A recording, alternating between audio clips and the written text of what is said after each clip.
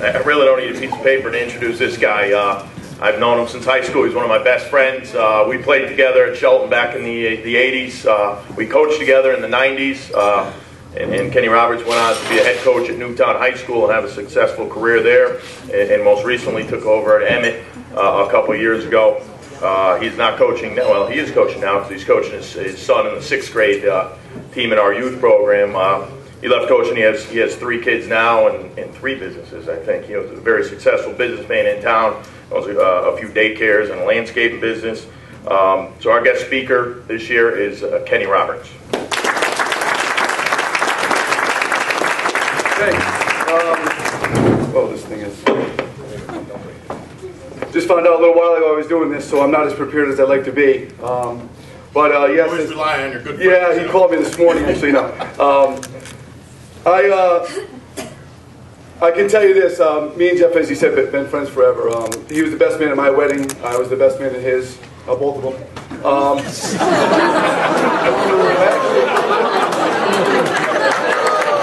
I didn't mean that to come out the right way.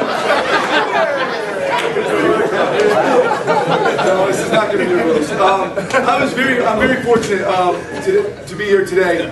I live football. It's everything that I do. All of my friends, my family, the people I associate with, I've either coached, have coached with, have coached with me.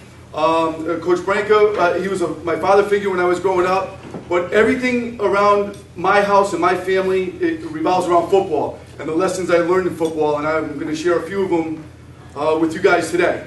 First, I'm going to talk about the holiday. The best holiday of the year. If I seem a little bit more excited than normal, if you've seen me before, it's because this is the best week there is in the whole year.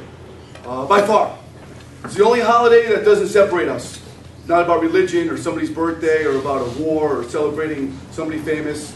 What this holiday is about is the best thing ever. Football, friends, family, food. And you can take a nap after that. So, I mean, it really is a special day for me. You see people you haven't seen in a year. You know, the whole year goes by, and then you see someone on Thanksgiving, and it's really special for me. It starts today and goes all the way to Sunday night. I have my wife's reunion on Saturday night. So, yes, this is a special holiday for me. I think back when I was sitting here, back in 1985, I was a captain at Shelton. And when we did, it was a little different. There wasn't as much administration, and I remember when we got there, it was a rivalry. We were supposed to hate each other. So we walked in, and we knew their names because we saw scouting report and everything, and Derby was here and Shelton was here, kind of reversed. Derby was here, Shelton's here. Coach got up and said, "You 5 go over here, you 5 go over there." We sat in between each player, and we talked. And they gave us about 15 minutes to talk to each other before they did any of the program. And, you know, going in, it's a rivalry, so you think you have to hate these guys. But I learned that day, in 1985, it was over at Grassy Hill, that these are some great guys. I went on to know a lot of them in all different years. Some of them actually from Derby came and coached with me at Newtown. I met Coach French a couple of years ago, and I can honestly say that this is not a hate rivalry. There's so many people from Derby that are involved in my life, we don't have enough time for me to name them all. But one thing I can say about being in that room that day, I learned a valuable lesson. I probably, if you asked me walking into that room, I would have said there's not too much for me to be thankful for. I would consider myself maybe a little less fortunate than some of the kids around me. But I learned that day, the guest speaker said something that stuck with me since 1985. He said, "Don't compare yourself to the guy next to you. Don't compare yourself to somebody else across the street. Because if you keep comparing, you're going to end up never being happy. Just be happy with who you are, where you go, what you do. Be proud of your accomplishments and what you are. If you start comparing and looking around you who's got it better, you'll never be happy." That stuck with me. I left that room being very thankful, and you should today also. Just look around you, the administrators, your coaches, your assistant coaches, your principals. Those people really care about you. And I know, I was a head coach, and I was one of those kids that didn't think they had much. But I left that room knowing that there's a lot of people around that really care for me. And it's carried me through my life, and as Coach Roy said, into business and into being a successful football coach. And I coach lacrosse and basketball and all these other things, but football and things like this are going to teach you some lessons that are very important. Everyone always talks about, you know, the playing time and the tackling and the touchdown, and I'm going to tell you something, but what I've learned as a coach and as a player, no player has ever come up to me in 22 years and said, "Hey coach, the way you taught me to tackle really shaped my life." Never. But they come up and say, "Coach, the things you taught me about hard work, discipline, teamwork," that always comes up. I'm going to talk about the game for a couple seconds, a couple minutes, and then I'm going to talk about after the game. I was very fortunate enough to win back in 1985, 10-7 overtime.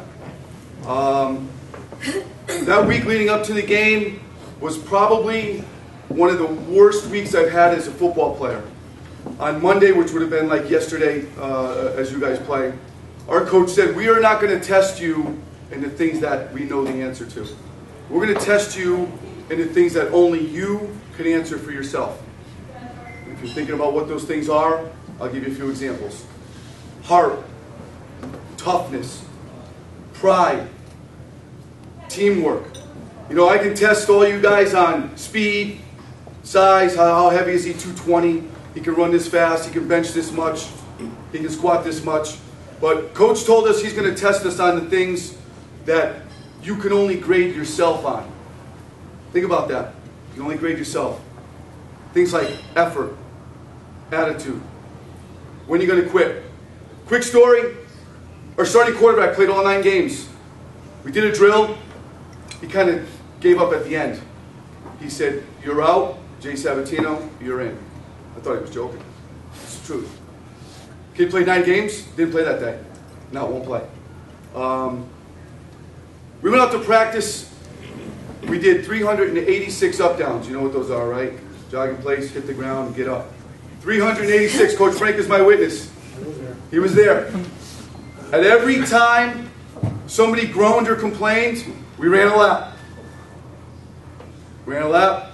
Ran a lap. We must have did, I don't know, Coach, 25 laps in between the 386 up downs. The lesson learned was late through the up downs. I was a captain, and we were in cow lines. That was the way we used to do it.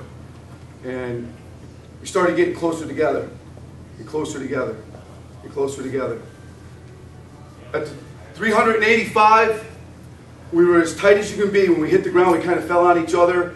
We were helping each other up, because it ain't easy doing 385. Try it someday. But it wasn't. It was something that it's an accomplishment in my life that I look back on and say, wow. You know, we helped each other up. And the test that Coach gave us that day was obvious throughout the rest of my life. You have to be relentless. Don't quit. You have to help each other, help the people around you. And that day we went out and we played Derby. They were 9-0. We were 6-3. They went on to win a state championship. They beat Immaculate. They were one of the best Derby teams ever. They were bigger, stronger, faster in every position. And if you took those tests at the bench press and all that stuff, they beat us in everything. They were faster than us. But one thing that I want you to leave here with is the intangibles that you need to have to be successful are the things that only you can grade yourself. Pride. We wore pride stickers on our shoulder pads. I remember someone from Derby yelling out, "You can't wear pride on your sleeve." Well, we got in a huddle, and I remember looking to my right and looking to my left and said, I knew we were going to win that day, because everyone around us did 386 up downs one day, and we knew that we were going to give everything we had and not quit. So lessons in life are on the football field. I don't remember too many plays. I remember them because I watch them a lot. I got nothing else better to do. I watch a lot of football. But it's things like that that made me get into coaching and made me really enjoy the game and the people involved in the game. As far as after the game, I'm not going to give you advice, because usually people don't take advice, and I don't have any words of wisdom. I'm just going to give you a few thoughts. After the game, up to this point, as cheerleaders and football players, All of the major decisions you've had in your life, somebody made for you. Your mom, your dad, your guardian, your grandmother, whatever. All the major decisions you had were already made for you. If you made a mistake, it was kind of swept under the rug or forgot about or forgave. From now on, from this point, things you do count. They count on you. There's no more mistakes. You make one, it's on you. And it lasts forever. Think about that when you're doing something. Think about, I remember this coach saying, we're in this small room, we had a great luncheon, and it was about football, but somebody once told me that there's going to be a point in your life where you're going to have to turn it on, and it's going to count on you. And then going back to comparing yourself, if you don't like where you live, do something about it. If you don't like the job you have, do something about it. It's on you. Another bit of advice I'd like to give you is, like Coach says, I have a few businesses. I never went to college. I just started working hard right after school in coaching. The reason why I wanted to get into coaching. So here with this motto, it's been with all my teams that I've coached. It's called earn it. You want something, you go out there and you earn it. And the letters stand for things very simple. E is for effort. Starts with effort. You got to give an effort. A is for attitude. You got to have a positive attitude. You got to be positive in everything that you do. R, relentless. You're going to have setbacks. You're going to get knocked down. There's going to be things that don't go your way. Life isn't fair. Be relentless in the things that you aspire to get. N, my family wants to change, but because I'm a football coach, N for me is nasty. At times you got to be nasty. And at home, sometimes I'm nasty with my kids. They got to do a lot to get the things that they want. My wife wants it to be nice, but that ain't gonna happen. I, intelligent.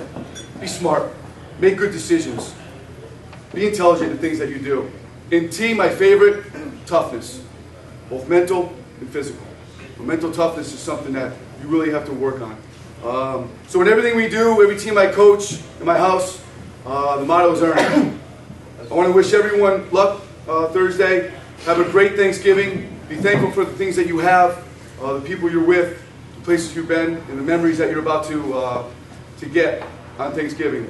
Again, it was an honor and privilege to be here today. Thank you, Rotary Club, and looking forward to this weekend. Thanks.